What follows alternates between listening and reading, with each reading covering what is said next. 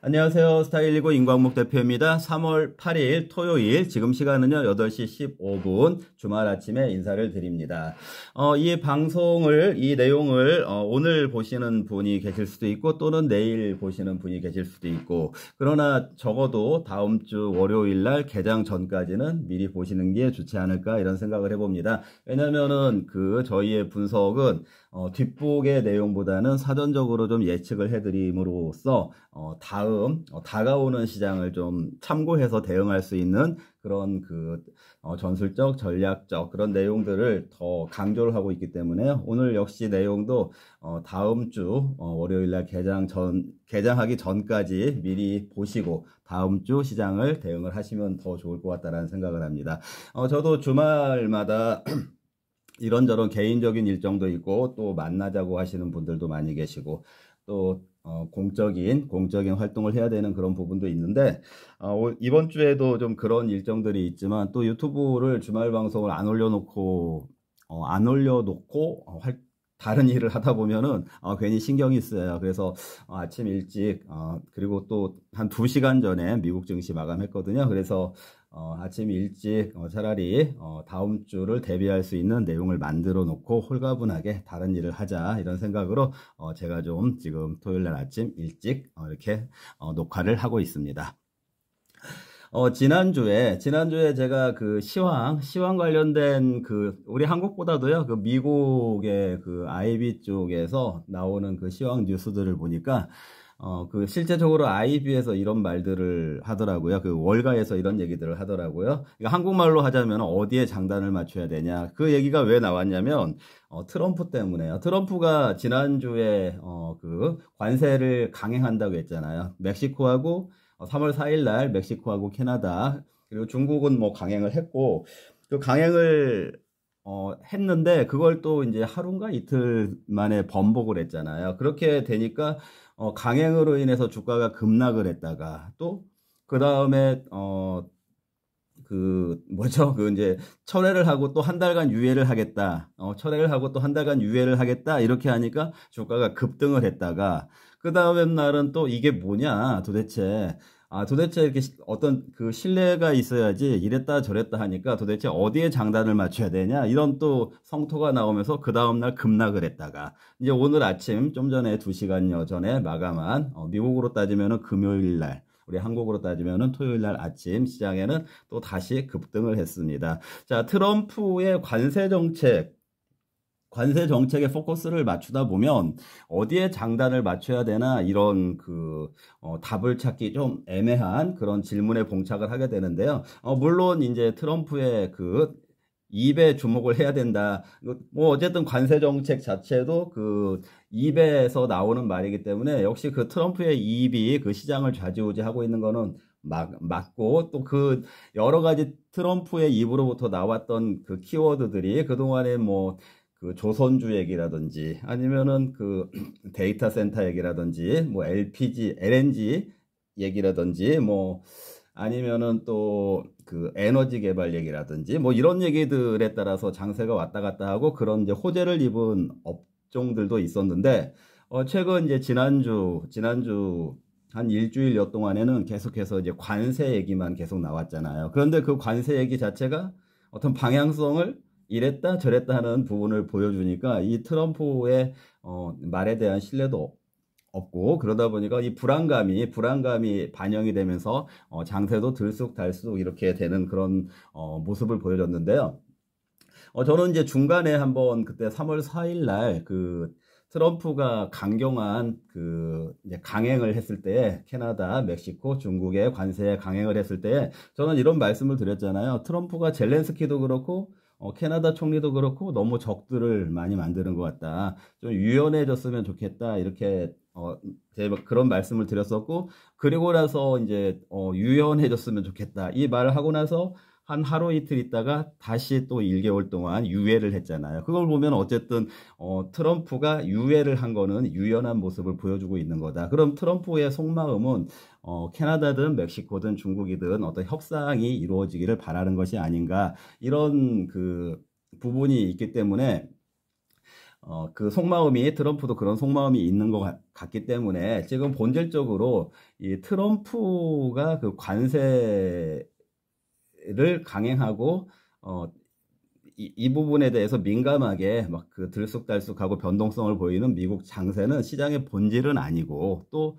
트럼프가 속마음이 있기 때문에 이게 오래갈 이슈는 아닌 것 같다. 그리고 이렇게 그 서로 간에 주고받는 관세 올리면 중국에서도 보복 관세 올리고 이런 주고받는 이런 과정 속에서 조만간에 어떤 균형이 잡힐 것으로도 보이고 또 그리고 그 사이에 또 어떤 협상이 또 나올 것으로도 보인다. 그렇기 때문에 여기서 지금 화면에 보시는 것처럼 어디에 장단을 맞춰야 되나, 이 장단을 트럼프의 그 관세를 강행했다, 유예했다, 여기에 장단을 맞추면은 시장의 본질을 보기가 좀 어렵지 않나, 저는 이런 생각을 합니다.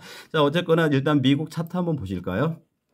이거 그 화면에 보시면은 S&P 500 차트 가지고 오늘은 설명을 한번 드려볼게요.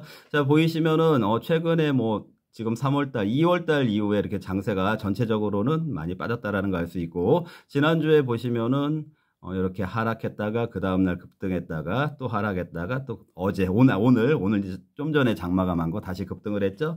자, 4일날 5, 6, 7 이렇게 4, 5, 6, 7 이렇게 되는 거니까 관세 강행 그리고 유예, 그쵸? 강행, 이쪽에서 강행, 유예, 그리고 다시 여기서는 이게 뭐지? 이렇게 왔다 갔다 하지? 어디에 장난을 맞춰야 되지? 하면서 다시 하락, 그리고 이제 오늘 아침에는 다시 또 급등. 이런 모습을 보여줬어요. 자, 그런데 그거를 이제 뭐 트럼프의 그 관세에 따라서 왔다 갔다 한 것 같지만 어쨌든 보시면은 어떻습니까? 미국 증시 계속 고공에 있었잖아요. 이렇게 있었기 때문에 조정이 필요했구나. 이렇게 보는 것이 어떻게 보면은 더 합리적인, 더 어떻게 보면 시장의 본질을 파악하는 해석이 아닐까 그렇게 생각을 하고요. 이 차트상으로 봤을 때 저는 물론 이 지난주부터 해가지고 이렇게 변동성을 보이면서 저점이 계속 낮아진 것 같죠. 저점이 계속 낮아진 것 같지만 저점이 낮아지는 가운데 또 이렇게 그 거래량의 모습을 제가 봤을 때에는 이제 오늘 아침에 마감한 미국 증시는 반등각으로 다시 돌아선 거 아닌가 이렇게 해석이 되니까요. 시장을 너무 부정적으로 보실 필요는 없다. 단기 시장 너무 부정적으로 볼 수는 없다. 다만 이 어디에 장단을 맞춰야 되는 부분을 좀 전에 말씀드렸다시피 미국 주가 고공 이후 조정의 관점, 이 관점하고 그 다음에 항상 강조드리지만 엔비디아를 비롯한 M7 종목들, 아이고 이게 자꾸 왜 M7 종목들이 제가 뭐라고 했었습니까? 예를 들어서 아이고 죄송합니다. 아침 시간이라서 저도 지금 더 잠이 덜 깨서 그래요. 주식 옵션 뭐 이런 연계 이런 걸로 인한 변동성의 가능성이 크다고 했죠. 주가가 이미 높을 대로 높으니까 그렇다고 해서 이 주가가 뭐 급하게 하락할 거다 그런 얘기는 아니지만 고점 부담이 있으니까 어느 정도 조정이 필요했겠죠. 거기에 또 이 M7 종목들이 작년부터 해가지고 주식 옵션 같은 파생 시장이 많이 비대해져 있기 때문에 또 참여자들이 늘어나기 때문에 변동성이 나타날 여지가 있었다. 그런 특성들이 최근에 이 시장에서는 그런 특성들이 강하게 나타났다. 그런데 표면적으로는 그렇게 나타난 이유를 우리는 그냥 일반적으로 트럼프의 관세 정책에서 그 이유를 해석을 하려고 하고 있다. 그러나 트럼프의 관세 정책이 없었다고 하더라도 만약에 트럼프의 관세 정책이 없었는데 이런 시장이 나왔다라고 하면 또 무엇인가 이 시장을 설명하기 위한 어떤 그 설명 근거라고 해야 되겠죠? 핑계라고 해야 되나요? 그런 거는 어떤 걸로 또 그 설명을 하려고는 했었을 것이다. 하지만 그게 이제 어떤 요인이 됐던지 간에 본질적으로는 제가 봤을 때는 미국의 주가 고공 이후에 조정이 필요한 위치였기 때문에, 그리고 M7 종목들 중심으로 하는 이 주식 옵션과 같은 파생의 연계로 인한 변동성이 발생하기 쉬운 여건이었기 때문에, 이런 기본적인 본질적인 현재 위치에서의 미국 시장의 특징이 있었기 때문에 최근에 나타난 그런 조정은 장세가 있었던 게 아닌가 이렇게 생각을 하고요. 이 오늘 위치에서 봤을 때 일단 이제 저는 반등각이 만들어졌다라고 평가를 한다. 제가 이제 오늘 방송을 적어도 오늘 또는 내일 일요일, 월요일날 개장 전에 보면 좋을 것 같다 이렇게 말씀을 드렸던 것이 이런 예상을 해드리니까 미국도 이제 조정이 좀 단기 조정이 끝난 것으로 보여진다. 이런 것들을 여러분들이 이제 감안을 해서 다음 주 시장 월요일 날부터 시장에 대응하시면 좋을 것 같다라는 생각에서 적어도 다 월요일 날 개장 전까지는 이 내용을 한번 보셨으면 좋겠다라는 생각을 하고 있고요. 자, 이 어디에 장단을 맞출까? 그리고 그 미국의 지금 주가의 그 주가 고공, 그 다음에 M7 주식 옵션 이런 걸로 설명이 되는 그 미국의 특징적인 그런 측면을 단기적으로는 반영을 하시되 그러면은 중기적인 시각은 어디에 두고 시장을 바라보는 것이 좋을까에 대해서 제가 좀 더 설명을 한번 드려보도록 하겠습니다. 자, 오늘은 나라 키워드를 가지고 좀 설명을 드릴게요. 자, 유럽. 자, 유럽 최근에 여러분들 유럽이 최고가 경신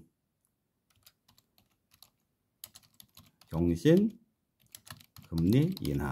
자, 유럽이 여러분들이 관심 있게 잘 안 보시겠지만 유럽은 이 며칠 사이에 미국이 조정 많이 받는 사이에 유럽은 최고가를 경신했다. 그리고 금리 인하도 벌써 여섯 번째 금리. 제가 지금 5번인지 6번이 좀 헷갈리는데, 며칠 전에 금리 인하를 또 했어요. 그래서 2.5%, 기준금리가 2.5%까지 낮아졌어요. 자, 그러면 이 유럽이 최고가 경신했다라는 거, 그 다음에 금리 인하를 지금 5번, 6번 미국보다 더 빨리 했다라는 거. 이건 무엇을 시사하는가? 그동안에 약간의 시차는 있었겠지만, 유럽이 미국보다 그 최고가 경신 반등을 좀 빨리 시작하면 그 시차를 두고 미국도 그렇게 갔고, 그 다음에 유럽이 먼저 금리 인하를 시작을 하고 나니까 몇 개월 후에 미국 증시도 금리 인하를 추격을 했고, 자, 그 얘기는 유럽하고 미국하고는 어쨌거나 같은 우방이기도 하지만 같은 선진국, 그렇죠? 선진국 그리고 G7으로 대변되는 그 선진국의 그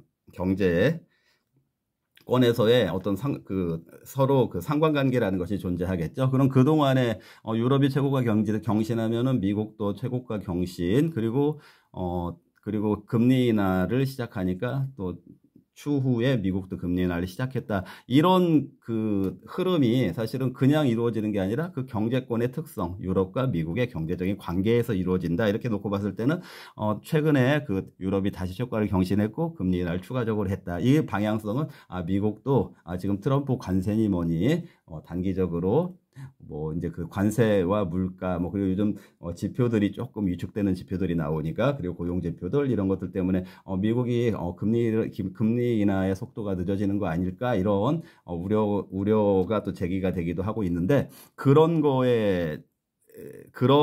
그 우려에 집중하기보다는 좀 더 큰 그림으로 봤을 때 유럽이 이렇게 가고 있다라면은 미국도 이 방향으로 갈 것으로 보여진다. 그렇다면은 미국이 지금 변동성과 조정의 영역에 있지만 결국에는 최고가와 금리 인하라는 그 방향으로 다시 움직이게 될 거다.